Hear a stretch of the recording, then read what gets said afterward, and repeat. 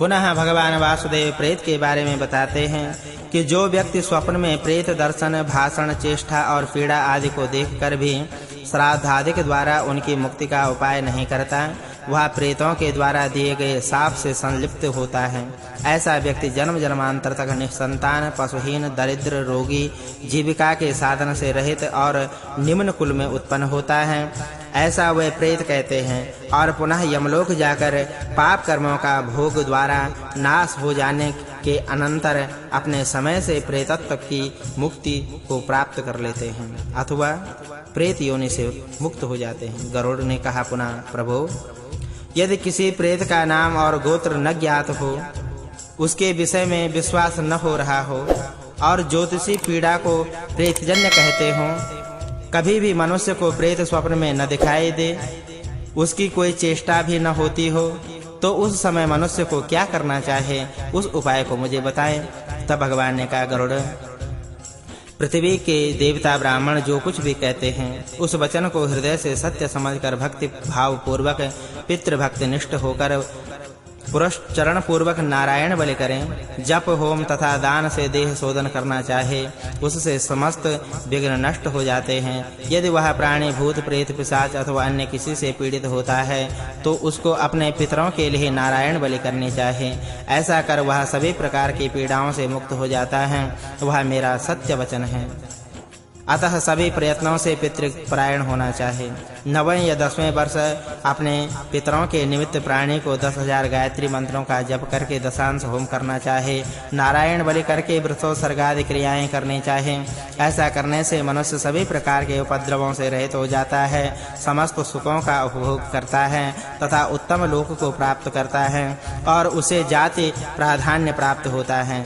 इस संसार में माता पिता के समान श्रेष्ठ अन्य कोई देवता नहीं है। अतः सदैव सम्यक प्रकार से अपने माता पिता की पूजा करनी चाहिए। हितकर बातों का उपदेष्टा होने से पिता प्रत्यक्ष देवता है।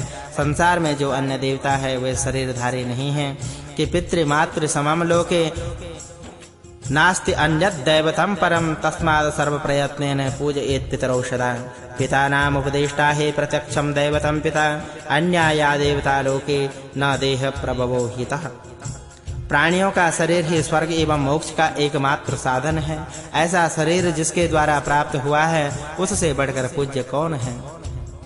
गरुड़, ऐसा विचार करके मनुष्य जो दान देता है, उसका उपभोग वह स्वयं करता है। ऐसा वेद विद्वानों का कथन है। पुण्य नाम का जो नरक है, उससे पिता की रक्षा पुत्र करता है। उसी कारण उसे लोक और परलोक में पुत्र कहा जाता है कि पुण्यनाम नरकाद्यस्मात् पितरं त्रायते सुतः तस्मात् पुत्र इति प्रोक्त यह चापि परत्र च। हे गरुड़, किसी के माता पिता की अकाल मृत्यु हो जाए तो उसे व्रत, तीर्थ, वैवाहिक, मांगलिक कार्य संवत्सर पर्यंत नहीं करना चाहिए। जो मनुष्य प्रेत लक्षण बताने वाले इस स्वप्नाध्याय का अध्ययन अथवा श्रवण करता है, वह प्रेत का एक चिन्ह नहीं देखता। 22वां अध्याय प्रेत योनि दिलाने वाले निंदित कर्म, पंच प्रेतोपाख्यान तथा प्रेतत्व प्राप्त न कराने वाले श्रेष्ठ कर्म। गरुड़ ने पूछा, हे प्रभु, प्रेतों की उत्पत्ति कैसे होती है, वे कैसे चलते हैं, उनका कैसा रूप और कैसा भोजन होता है, वे किस प्रकार प्रसन्न होते हैं और उनका कहाँ निवास होता है। प्रसन्न चित्त देवी से कृपा कर मेरे इन प्रश्नों का समाधान करें। भगवान ने कहा, गरुड़ सुनो, जो पूर्व जन्म संचित कर्म के अधीन रहकर पाप कर्म में अनुरक्त रहते हैं, वे मृत्यु के पश्चात प्रेत योनि में जन्म लेते हैं। जो मनुष्य बावली, कूप, जलाशय, उद्यान, देवालय, प्याऊ घर, आम्रादिक बगीचा, फलदार वृक्ष, रसोई घर, पितृ पितामह के धर्म को बेच देता है, वह पाप का भागी होता है। ऐसा व्यक्ति मरने के बाद प्रलय काल तक प्रेत योनि में रहता है। जो लोग लोभवश गोचरण की भूमि, ग्राम की सीमा, जलाशय, उपवन और गुफा भाग को जोत लेता है, वे प्रेत होते हैं।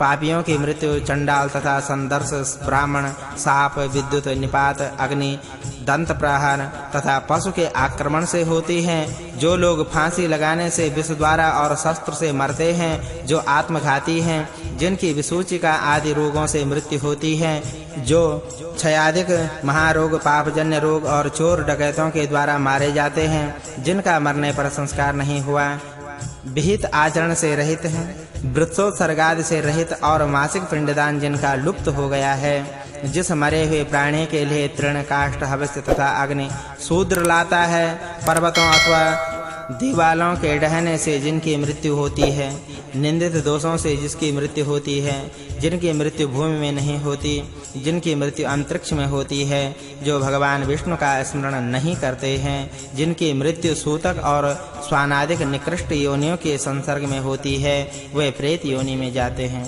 इसी प्रकार के अन्य कारणों से जो प्राणी दुर्मृत्यु को प्राप्त होते हैं, उनको प्रेत योनि में मरुतस्थल प्रदेश में भटकना पड़ता है।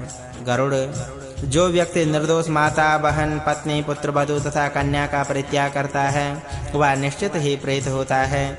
जो भ्रातृद्रोही, ब्रह्मघाती, गोहंता, मद्यपी, गुरुपत्नी के साथ सहवास करने वाला, स्वर्ण और रेशम का चोर होता है, वह प्रेत योनि को प्राप्त करता है। घर में रखी हुई धरोहर का अपहारक, मित्रद्रोही, परस्त्रीरत, विश्वासघाती एवं क्रूर व्यक्ति अवश्यमेव प्रेत योनि को जन्म लेता है। जो वंश परंपरागत धर्म पथ का परित्याग करके दूसरे धर्म को स्वीकार करने वाला है, विद्या और सदाचार से जो हीन है, वह भी निसंदेह प्रेत ही होता है। हे गरुड़, इस विषय में एक प्राचीन इतिहास है जो पितामह भीष्म और युधिष्ठिर के संवाद में कहा गया था। मैं उसको कहता हूँ, सुनो। उसे सुनकर के मनुष्य सुख को प्राप्त करता है।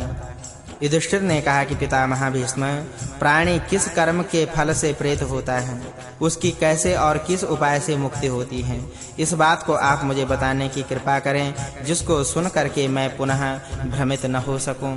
तब भीष्म जी ने कहा कि हे वत्स, मनुष्य को जैसे प्रेत योनि प्राप्त होती है, वह जैसे उस योनि से मुक्त होता है, जैसे वह दुस्तर घोर नरक में जाता है, नरक में जाकर दुख झेल रहे प्राणियों को जिसका नाम, गुण, कीर्तन और श्रवण करने से मुक्ति प्राप्त होती है, वह सब मैं तुम्हें बता रहा हूँ।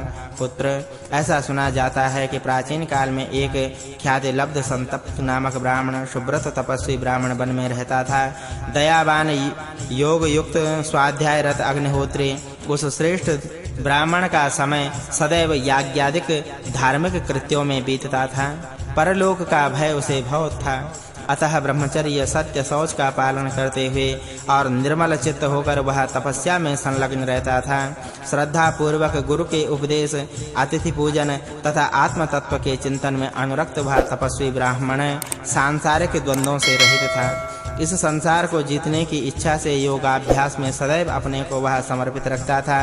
इस प्रकार का आचरण करते हुए उस जितेंद्रिय मुमुक्षु ब्राह्मण को वन में ही बहुत से वर्ष बीत गए थे। एक दिन तपस्वी संतपक के मन में तीर्थाटन की इच्छा हुई। उसने मन में यह संकल्प किया कि अब मैं तीर्थों के पवित्र जल से इस शरीर को पवित्र बनाऊंगा। अनंतर वह स्नान तथा जप, नमस्कार आदि कृत्यों को संपन्न कर सूर्योदय होने पर वह तीर्थ यात्रा पर निकल पड़ा। चलते चलते वह महातपस्वी ब्राह्मण मार्ग भूल गया। भ्रांत मार्ग में चलते हुए उसे अत्यंत महाभयानक 5 प्रेत मिले। उन निर्जन वन में विकृत शरीर वाले महाभयंकर प्रेतों को देखकर ब्राह्मण का हृदय कुछ भयभीत हो उठा। अतः वहीं पर खड़े होकर वह विस्फारित नेत्रों से उसी ओर देखता रहा। तत्पश्चात ब्राह्मण ने अपने भय को दूर कर धैर्य का सहारा लिया और मधुर भाषा में पूछा, हे विकृत मुख वालों, तुम सब कौन हो?